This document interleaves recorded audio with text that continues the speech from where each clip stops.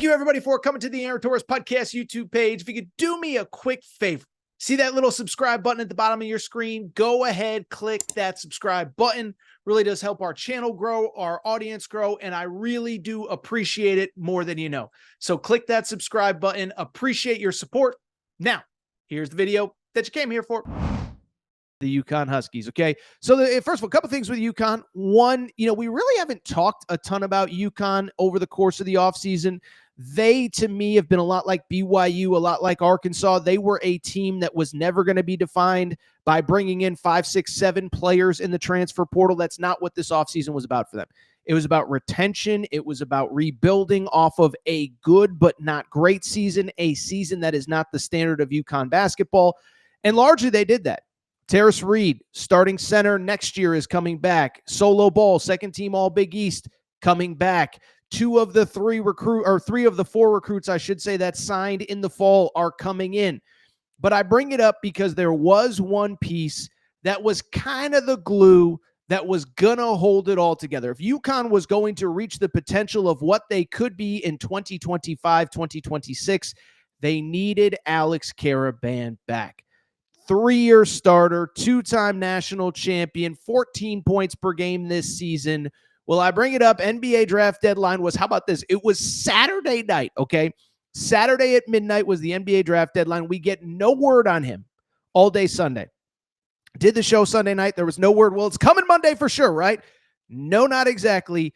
Tuesday morning, UConn officially announces Alex Karaban will return for his final season at UConn, his 4th as a starter, his 5th in the program, to which I just say, get ready, people, because UConn is very much back in the title mix. This is huge news for not only UConn, but Big East basketball and college basketball as a whole coming into 2025, 2026. Okay, so let's go ahead and dive in. Karaban, very interesting player. As I said, was a starter on the 2 national championship teams in 2023, 2024, 2022, 2023, 2023, 2024. I remember even this year, Sean Miller made some comment about he's one of the greatest winners that we've ever had in college basketball. And so he's been part of this program. He's been part of the DNA. Remember, after the season, when UConn lost to Florida in the second round of the NCAA tournament, Dan Hurley said this program changed when Alex Karaban was put into the starting lineup and when he came here and when he got eligible and all that stuff. Averaged 14 per game this year. What I would say, because I know non-UConn fans are going to say it, I'll say it before you get there. It was, I don't know about a disappointing season, but I don't think even Alex Karaban lived up to the standards that he was expecting coming into this year. Remember, last year, he was one of the big names at the NBA draft deadline that took until the final days of the NBA draft deadline to decide that he was coming back to college basketball. I think if he had stayed in the NBA draft last year, coming off the 2nd national championship, there's a chance he goes late 1st round. He certainly goes early in the 2nd round. And so I bring it up because average 14 per game this year, but it was a little bit of a disappointing year. 3-point percentage did dip. There were struggles in the middle of the year. Now, part of it was he had a concussion early in the year. I was told that maybe it lingered a little bit as the season wore on. But at the same time, it was a little bit disappointing. He didn't live up to expectations. So that was I got 2 things when I put out a tweet saying that he was coming back. Oh, where else was he going? Well, listen, he is still a very good player that I believe had a very good chance of being drafted in the 2nd round, even coming off a disappointing season. So that's 1. But then 2, I got a lot of, Torres, you told us when he came back last year that UConn was going to be a title contender. They weren't very good. You don't know what you're talking about. It's like, okay, well, listen, first of all, maybe I don't know what I'm talking about. I mean, everybody's entitled to their opinion. I think I'm right more than I'm wrong. But 2, I think what's interesting about, Karaban next year versus Karaban this past year is I do think that you have to factor in the pieces that Dan Hurley is going to have around him. And I do expect a bounce back year. And I do very much expect for UConn to be back in the title mix again. By the way, thank you, producer Matt. Our Torres on UConn page is humming. If you're a UConn fan on Twitter, follow us, Torres on UConn. So in terms of why I think this is different, why I think this is big, and why I expect UConn to be better next year, to me, It's actually pretty straightforward, okay? So I just think UConn's going to be better across the board next year. Now, this past off season, going into the 2024-2025 season, I think there were a lot of people in the media, myself included. I think we probably just kind of grandfathered UConn into the top 5, into the top 10, because we said Dan Hurley's coming off back-to-back national championships, and doubting him feels really stupid. But I think it became evident pretty quick, Maui Invitational, et cetera, that the team was flawed, that it was not a perfect product on the floor, and that there were going to be deficiencies. From the beginning, you can go back to my tweets in Maui, and I said, they don't got that big guard, that lead guard that can make a difference, that can just make plays when things break down. Love Hassan Diarra. Love what he's about. Love what he did for the program. Okay, I actually was texting with Hassan the other day, and we had him on the show, and I wish him nothing but the best going forward. But at the same time, you look at Hassan, he was a guy that was playing through injury all year and was really probably best in the role that he played 2 seasons ago as a backup point guard to Tristan Newton. Well, Tristan Newton graduated this year. There was no real replacement. And part of the reason why I think UConn is going to be better next year is because they got a big guard coming in to play the lead guard position in that offense. Silas Demery from Georgia. This is a guy that when he entered the portal, everybody wanted. I know every fan base, oh, Torres, you're overhyping him, whatever. All I know is this. St. John's wanted him badly. BYU wanted him badly. Mark Pope flew to his home to have dinner with him on a Saturday night. I remember that story loud and clear, okay? He's from Carolina. I believe NC State made a push. I believe UNC at least made a few phone calls. So this was a kid everybody wanted. He is going to UConn. He is going to step into the lead guard position. And I'll say this, I think if you're a UConn fan, you have to be excited. Silas Demery has yet to play with Alex Karaban and was sending out tweets on Tuesday morning, welcoming him back, talking about how excited he is to play with him.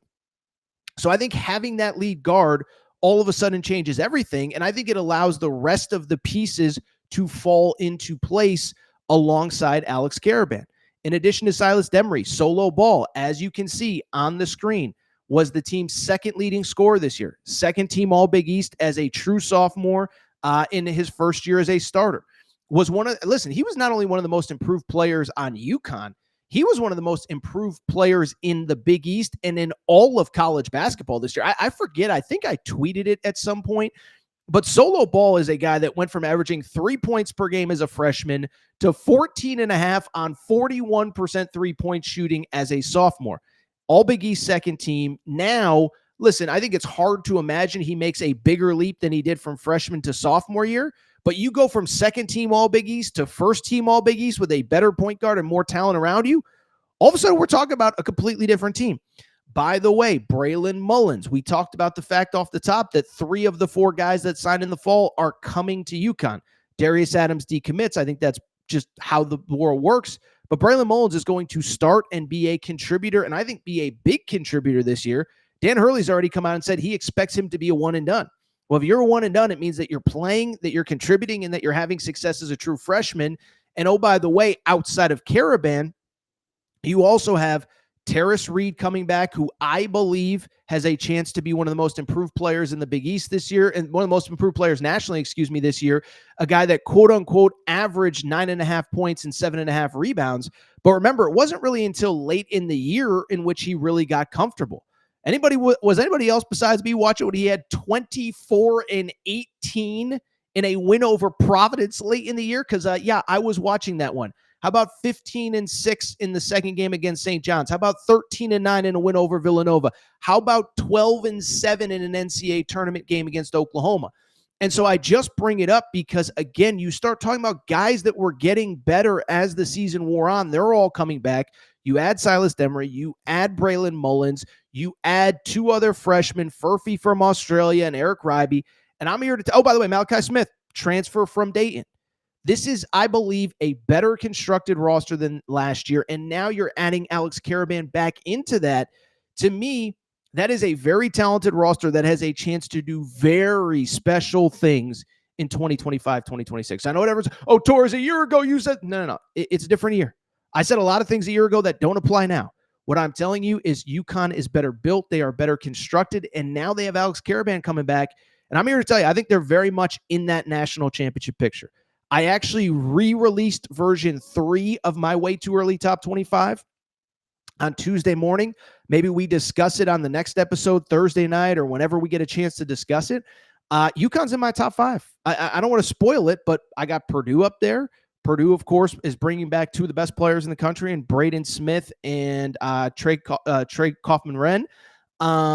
Michigan, if Yaxel Lendenberg comes, I think is going to be good. And I got to say this, St. John's continues to pile up talent, but UConn is right in the mix with everybody. They're in the mix with BYU. They're in the mix with Kentucky. They're in the mix with whoever. Arkansas, doesn't really matter.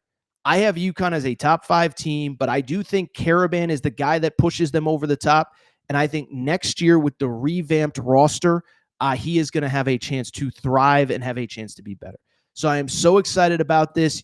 Ultimately, I think with the way the season went, with where his draft stock was, and with the way this process went, because I know we did talk about this probably 2 weeks ago when he was seen at the airport getting on the plane to Chicago. I think at first I expected him to go. Then as I think time went on, as we got through the weekend and he hadn't announced anything, I thought it'd be a little weird if he announced that he was going pro, kept the fan base waiting an extra 72 hours. Also, UConn wasn't really recruiting anybody else. So Alex Karaban is coming back, and I'm here to say when you add him in with the pieces that they already have, UConn very much a title contender. By the way, one other note at UConn. Mike Nardi in as an assistant coach. Mike Nardi, the former Villanova player, it was officially announced the same day as Alex Karaban that he's returning. Mike Nardi is in as an assistant coach. Why that stands out to me, I was at UConn when Mike Nardi played at Nova. Nova came in 2006 season. Nova and UConn were basically the 2 best teams in the country. UConn plays at Nova. I think it was about mid-February. UConn was the number 1 team in the country. They lose to Nova. They come back. They play UConn at Gamble Pavilion in February of 2006. I will tell you this. That was as loud as I have ever heard Gamble Pavilion, one of the best college games I've ever attended. UConn gets revenge. Now Mike Nardi, who was a key player on that team, shout out Alan Ray, shout out Randy Foy, shout out Mike Nardi. Kyle Lowry as well was on that team. Mike Nardi is officially a UConn assistant. That was announced on Tuesday. Tom Moore, the legend. I love Tom Moore. He is now UConn basketball's GM, going to handle most of the recruiting.